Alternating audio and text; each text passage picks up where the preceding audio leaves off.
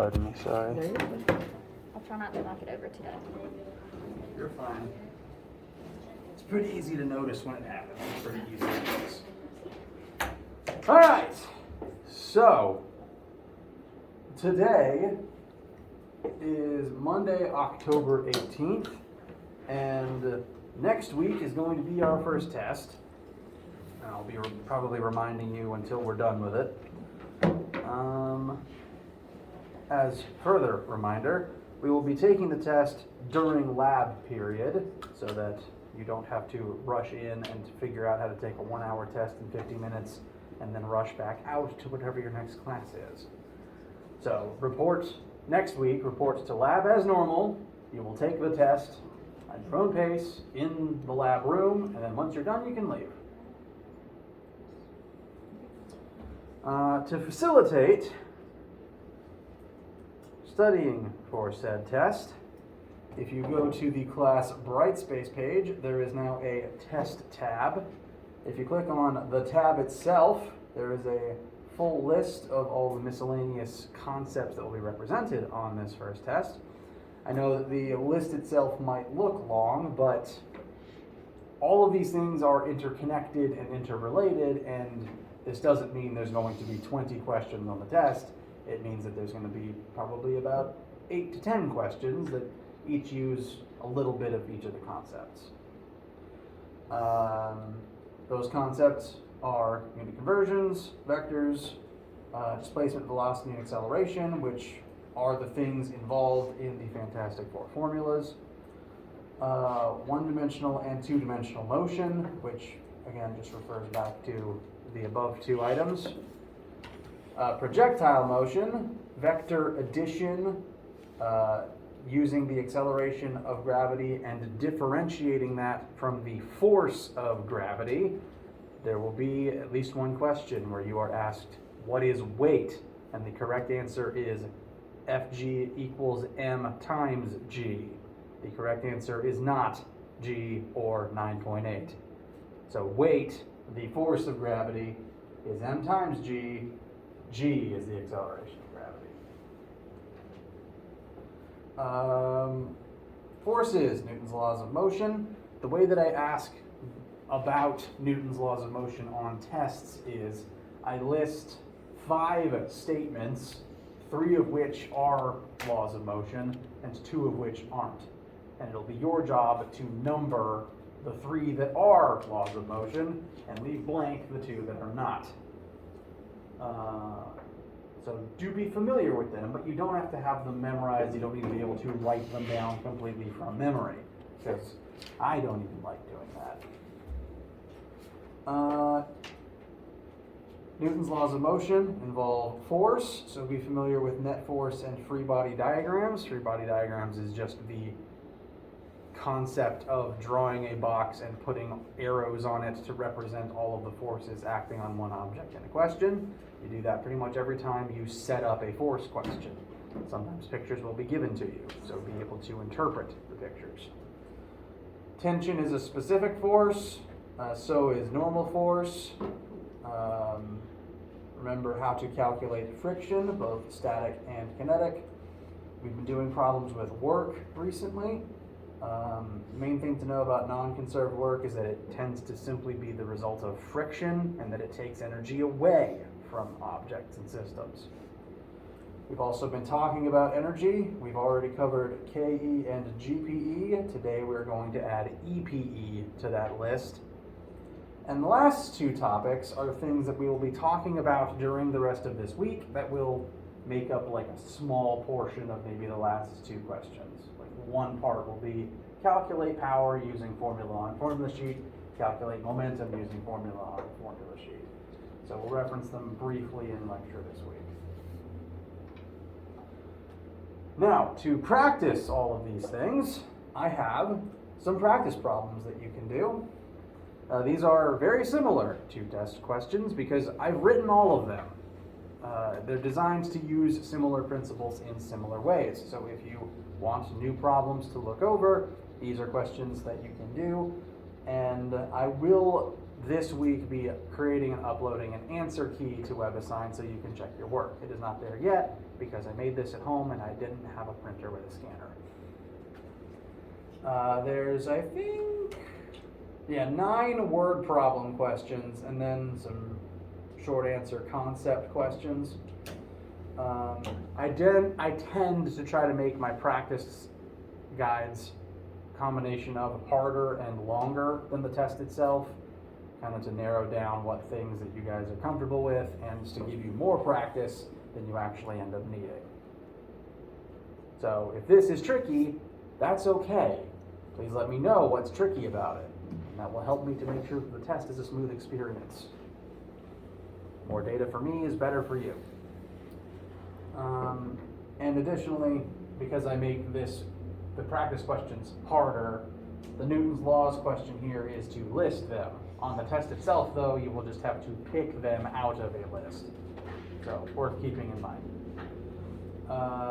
So, head to Brightspace for test review materials, and all this week, feel free to ask specific questions about past homeworks, questions on the study guide, anything you're encountering getting ready for next week. Additionally, during class next week, feel free to ask questions. We will be learning about new things next week. The tests will be separated within lab. And I'm kind of rambling. It's Monday. Any questions? Will we know our grade, like a couple days after? Are you going to post it in Brightspace or? My usual policy is to try to grade it as quickly as I can, and then physically give it back to you. Like, it is your work, you can have it, and the grade will be on it. I probably won't get it back to you immediately, like the next Monday, because I know that my weekend after that test week will be pretty busy. So it might be I would expect it during the week after the test to be given back to you. And I've had some students object to me putting them in a pile at the front of the room and then people collecting them because someone else might see your scores. If you would prefer I do something else, I can maybe keep them in my office and you can come collect them separately, and that way no one else has to see your score. I'll be working on a system for that.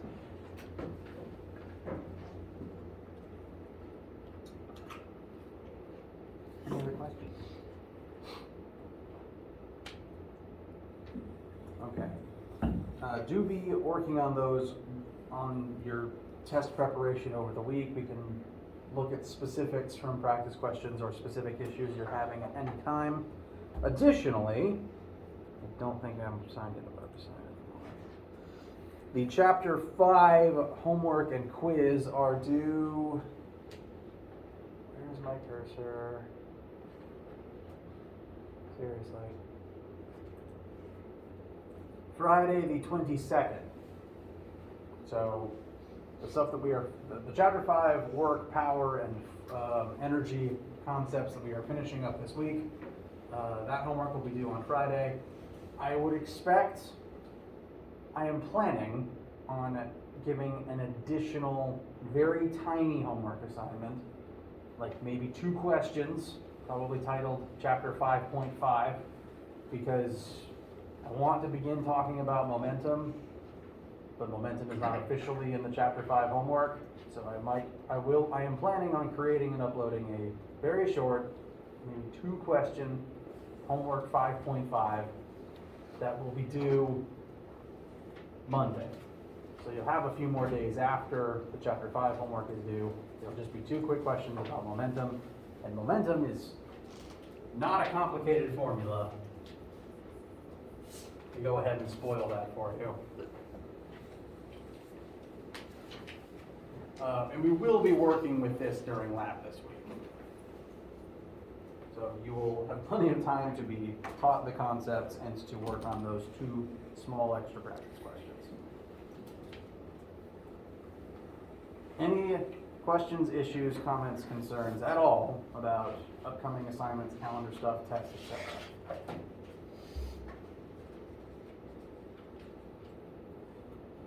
All right. Now, this week is a normal week. We will have lecture all 3 normal days, and we will have lab this week, so do please come to lab as normal. Lab is going to involve energy and collisions, specifically what happens to energy in collisions. And for lecture this week, the main things we are going to focus on are elastic potential energy, which is a new type of mechanical energy that is important to keep in mind when looking at energy systems and collisions. The definition of power, and we'll talk a bit about momentum as well, just to wrap up everything that will be on the test next week. So,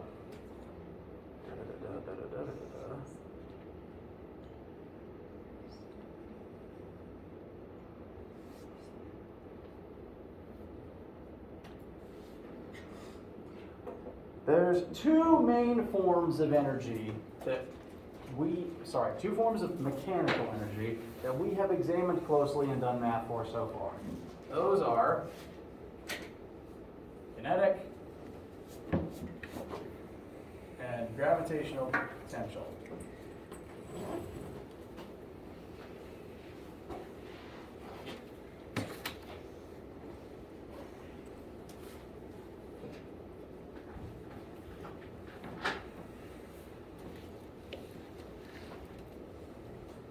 And these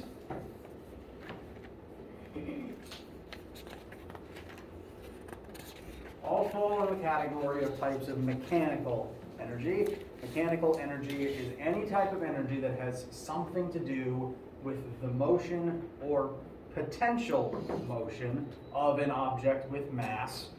So if an object with mass is moving, it has kinetic energy. If an object with mass could be falling due to its position in Earth's gravitational field, then it has some stored mechanical energy inside of it. So these are the main types of physical motion-related energy that we have so far examined, but they are not the only ones. There's lots of different forms that energy can take, and elastic potential energy is another one of those mechanical forms.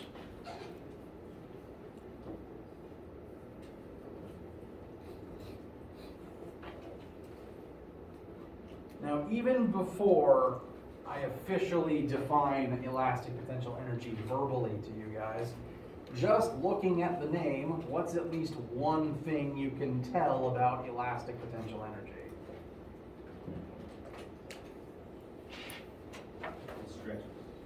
Stretches. It has something to do with elasticity of objects. What does the second word tell you? All right, so we have stored energy. We know that, like GPE, this is energy stored inside of an object ready to be used later, and it has something to do with elasticity. So, ergo, the official definition of elastic potential energy is energy stored in the compression, or also expansion, I should have listed that, of an elastic object.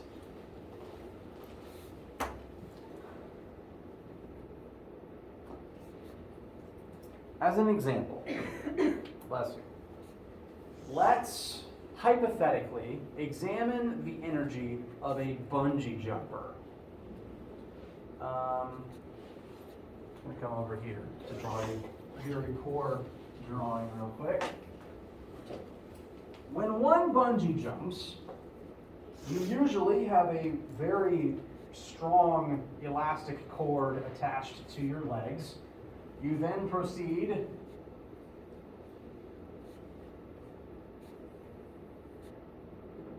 to jump off of something.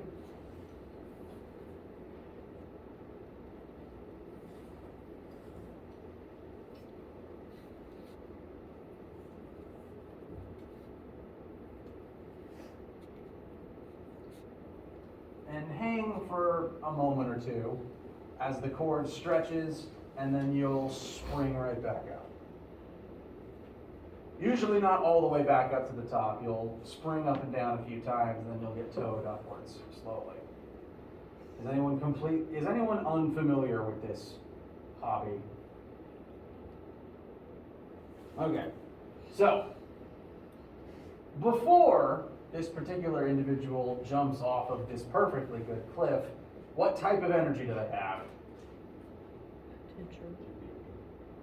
Potential energy, yes, but specifically GPE, because they could be falling, they will be falling. So up here they have GPE. After they jump, as they're falling, what type of energy do they have? Kinetic. Some EPE, yes, but as they're moving, what's the primary type that you can observe? Kinetic. So on the way down, frankly, the descending part is the most complicated part because as you're falling, you still have some height left, so there's still some GPE. You're now moving, so you have KE, and the cord is stretching, so there's going to be some EPE as well. But then, let's look at the position at the very bottom. You've dropped, you've descended, and for a split second, this is kind of the inverse of an object rising to its apex. For a split second, what's your velocity down here? 0.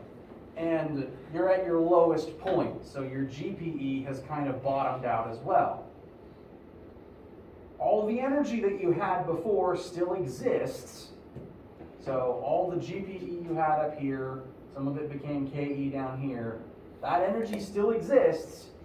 It's just now in the stretched cable instead of in your body. So as you bungee, the actual cord is going to stretch. And whenever objects stretch, there is usually energy trapped within the stretch of that object. You probably witnessed this yourself with rubber bands. Whether or not you've accidentally snapped yourself with them or another person, when you stretch the band, you put energy in it, and then you can fling it across the room when the energy is turned into kinetic energy. So stretchy things are kind of like batteries in a weird way. And it's also worth defining elastic object. Elasticity is defined as a trait where an object can be deformed and then return to its original shape. So, I just set it down. Right, there it is. Springs are very good at this because you can pull them, stretch them, bend them, and they will go back to their original shape as long as you don't overtax them. So this is a textbook elastic object. Therefore, it can have elastic potential energy inside of it. But there are things other than springs that do this, namely any and all sports equipment that is designed to bounce. This is not the best example, but I couldn't find another bouncy ball in the room behind me. Oh, did pretty good. So, an object that bounces does the same thing actually, just it's a little faster than the human eye can visually track. Any ball that is designed to bounce will strike the floor, and for a split second, it's going to deform. It's going to go from a round shape to kind of a pancake. And then it immediately returns to normal, and the energy it had stored inside of it turns back into kinetic, and it begins bouncing away at a pretty good speed. This is different to an inelastic object. When that hits the floor, it's going to crush and stay that way, and it won't bounce, or at least not nearly as well. Inelastic objects can be deformed, they just don't go back. The best example is the bumper of your car. Those are designed to crush and then stay crushed, because if you were, heaven forbid, involved in a car collision and the bumpers of the cars, compress inwards and then sprang back out, the two cars would ricochet off of each other, which sounds fun until you look at your neck x-rays afterwards. So, let's quickly define the formulas on the board, and then we'll pause for a second before we use them. let's look at the actual EPE formula first. So this is the formula for elastic potential energy. I'm going to abbreviate that to EPE. And when an object is compressed or stretched and it has elastic potential energy stored inside of it, the amount of energy housed within it is equal to 1/2 times K, this is a new variable, times x squared. I'm going to define x first. X is the value of stretch/compression. It is the change in size or the change in length of the object. So if I take this spring and I pull it to make it 1 meter longer, X would be 1 meter. I have stretched it 1 meter and now it has an amount of energy in it equivalent to that meter stretched, which is different to the amount of energy it would have if I only stretched it like 1/2 meter. It is worth noting, though, that x is the change in length. So I would only plug in 1 meter if it was a full 1 meter longer, not if the final size was 1 meter and its original size was 0.2 meters. So you need to calculate the change in length, not just the final length. Cool?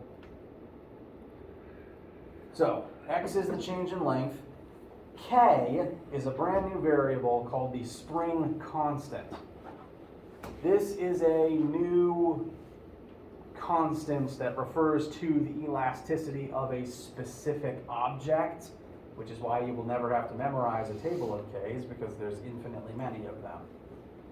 Kind of like mu, every object that can stretch has its own unique K that represents specifically how much energy that object houses within its stretch.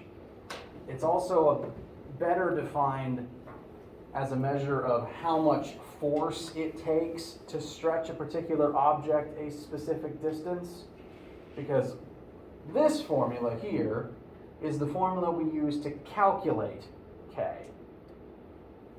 Fs is the spring force.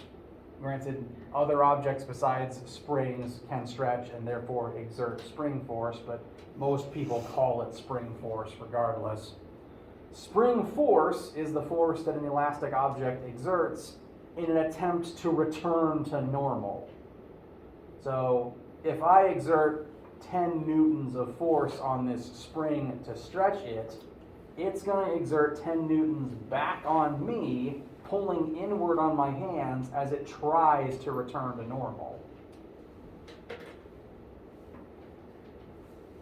Whatever amount of force that spring is exerting is equal to its spring constant times its stretch, the change in length. This is usually the formula we'll use to determine the K of a spring. If you acquire an elastic object, you stretch it a meter, figure out how much force that takes, you can calculate K. Then we can use K to figure out how much energy is contained within it for any given stretch. Questions so far?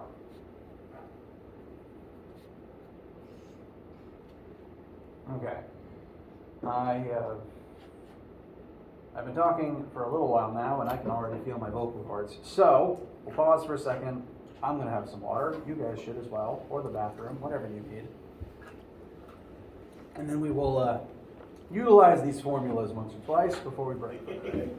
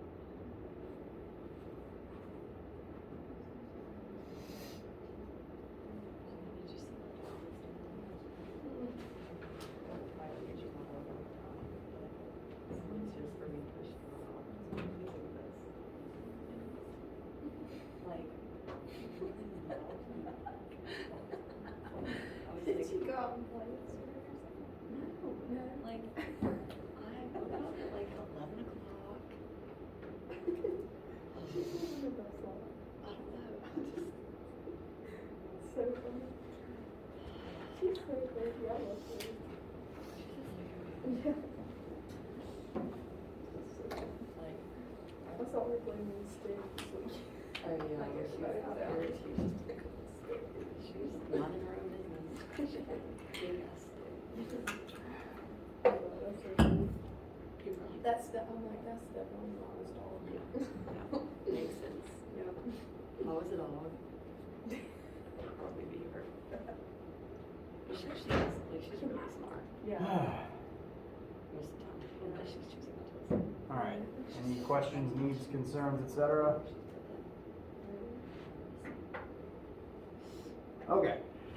So, as EPE is another form of mechanical energy, it is capable of converting safely and efficiently into the other forms of mechanical energy.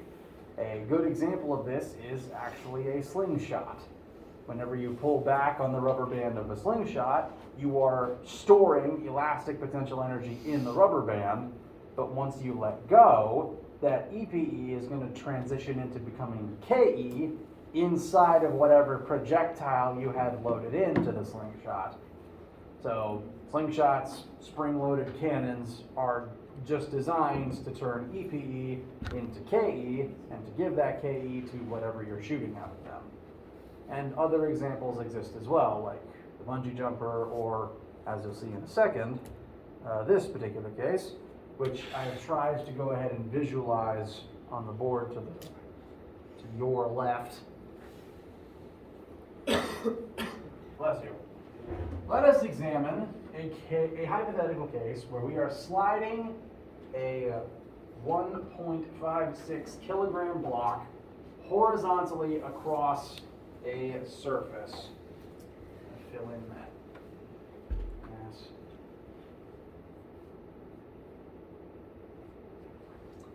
There's going to be kind of multiple phases to this one, so I'm going to try to lay them out in chronological order.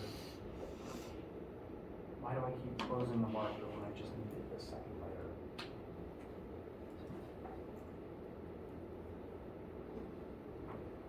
This situation, this system, is going to begin when we have a stationary block on the table and we are going to push it across said table. We are going to apply a force and make it start sliding horizontally.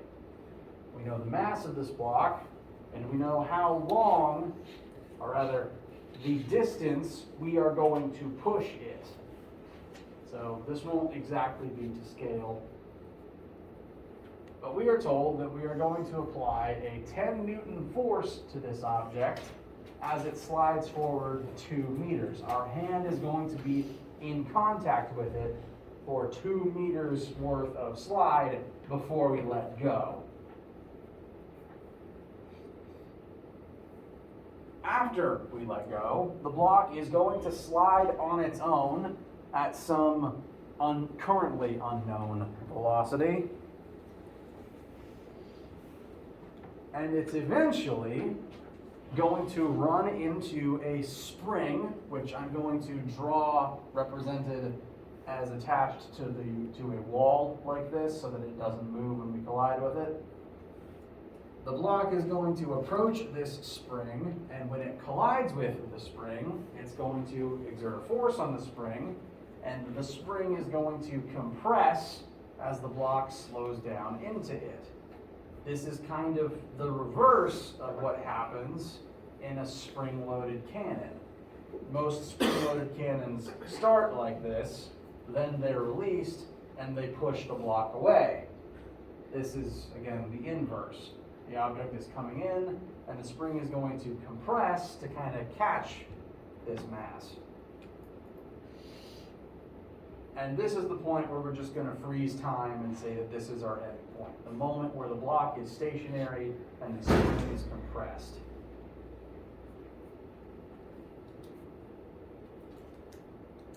Before we do any work, before we examine the things that we're going to solve for, does anyone have any questions about what is physically happening in this setup? As the block slot, we slide the block, and then it's going to eventually run into a spring and stop. Okay. The first thing that we are asked is, how much work is done on the block? I'm actually going to further expand this. How much work do we, the person making the block move, how much work are we doing on this object? So let's start listing things that we know and don't know. In the order that the question tells us, we know mass of the block is 1.56 kilograms. We are going to push it 10 meters.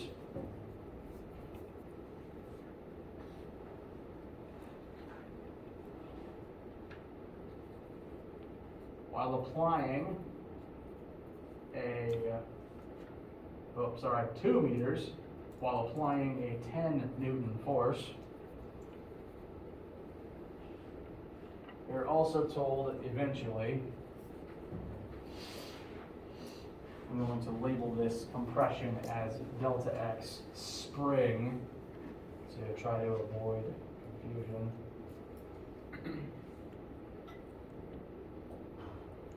The only other number that we are outright told in the question is that when the block hits the spring is going to compress by 15 centimeters total. So I'm labeling that as delta X spring, which is different to the distance that we push the block with our hand at the beginning. So these are the numbers that we were told in the beginning. Are these numbers and variables sufficient for us to calculate how much work we do on the block at the beginning of the question?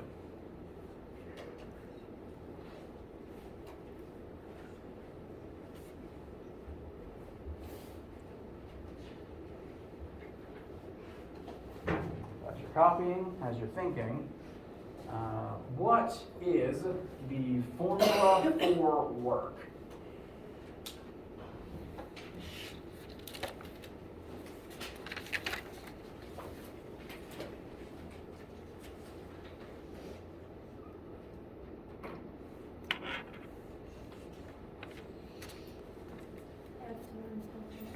Very good.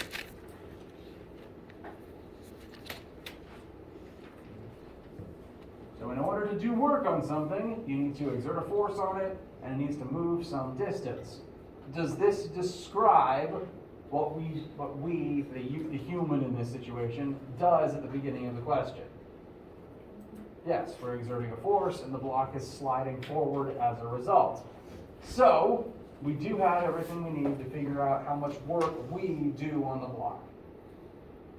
So work is force times displacement, so that's going to be 10 newtons times 2 meters.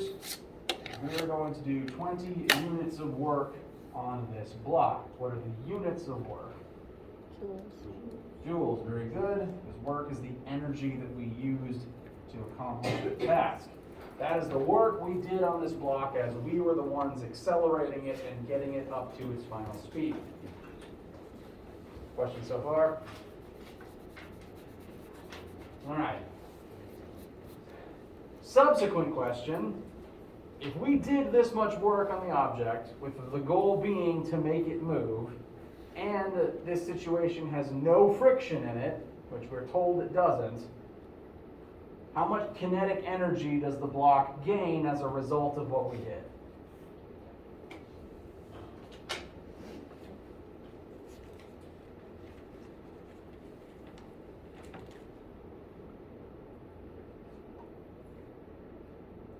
Twenty. 20 joules. We are doing 20 joules of work on the brick. Our goal is to push it and to make it move. Once we're done, once our hand is off of it, it's going to be moving. So we accomplished our task. We made it move. We're going to do 20 joules of work on it, and in this particular case, there's no friction to try to interfere with what we did. So, I'm going to tab just a a little bit backwards. If we look at the work energy theorem, we do 20 joules of work, and if friction isn't doing any work, the brick must get all 20 of those joules. So it should have 20 joules of kinetic energy after we're done with it. So I am now also going to set that 20 joules as equal to KE initial. After we're done with it, this is the kinetic energy it has before proceeding to the rest of the question.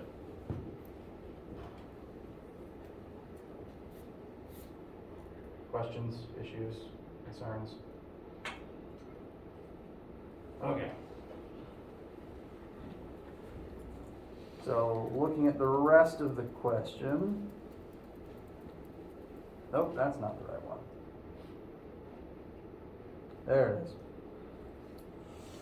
So we determined how much kinetic energy the block acquires.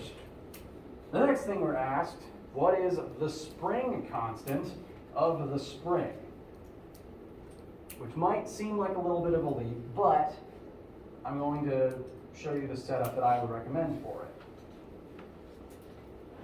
In this situation, which I've labeled step 2, the block has kinetic energy. After the collision takes place, how much kinetic energy is the block going to have left? None. But how much EPE is the spring going to have? 20 joules. So I'm going to now set up our mechanical energy before and after that we've been using for converting KE and GPE. But in this situation, we're going to convert KE into EPE. Or, yes, we're going to convert KE into EPE. There's no friction to worry about, so we know total mechanical energy initial should equal total mechanical energy final. There won't be any issues there. Initially, we have all KE and no EPE. So, KE initial plus EPE initial, which is going to be 0, is equal to KE final, which will also be 0 because we're looking at a final point where the brick isn't moving anymore, plus EPE final. We could include GPE, but that's not changing in this question, so that would completely cancel out. There's not much need to add it right now. We know KE initial is going to be 20. EPE initial, I'm going to go ahead and put that formula on the board real quick. EPE is 1/2 kx squared, but this is specifically the change in length of the spring. We haven't hit the spring yet, therefore the spring is its normal size. It hasn't compressed. Therefore, in this moment in time, this number is 0. So the present EPE before we hit the spring is 0. I'll plug all that in, just so that you can have it in your records. But at this point in time, the spring is not compressed. We plug in a 0. There's no EPE yet. Eventually, once we hit the spring and the spring compresses, we're going to stop at a final velocity of 0. Therefore, there won't be any KE. I'll plug that 0 in just for your notes. But now we will have EPE, which is 1/2 times K times our final compression of the spring, which we do know. We're told it's going to compress 15 centimeters. But we like to use base units in here, so I'm going to convert that to 0.15 meters.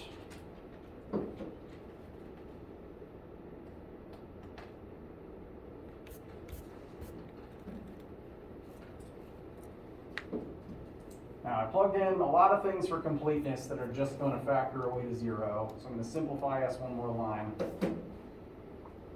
20 plus 0 equals 0 plus 1/2 times K times 0.15 squared. And so now, the only unknown left is K. We can use this to find the spring constant. In terms of energy, the spring is going to absorb all of the KE from the impact, turn it into EPE, and eventually it's going to release it and slingshot the block back out. We're reaching the end of lecture, so let's find and agree on a number for K, and then we can call it there for today. Oh, I have it in my notes, thank goodness. So as you are calculating K, you should be finding a number that is approximately 1,409. Does anyone disagree? Is that what you got? 20, 40, divided by a very small number, that tracks. Now the units for K are newtons per meter, because it represents how many newtons of force the spring exerts if you stretch it 1 meter. I got like 1,700. Well, then let me recalculate it and not just trust what's written in my notes. 20 times 2 divided by 0.5 squared. 0.15. 0.15 squared, thank you. Yes, you're right, my notes are wrong. That happens sometimes. So, what I actually got, please let me know if you agree or disagree, is closer to 1,778. Does that sound better? All right, so that's our spring constant. We'll call it here for today because I don't want to hold you. But we can now, if we wanted to, use that K to figure out how much force the spring is exerting while it is compressed. We'll pick up there on Wednesday though. Be working on your homework and your studying. Let me know how that goes. Have a wonderful day and come to lab this week.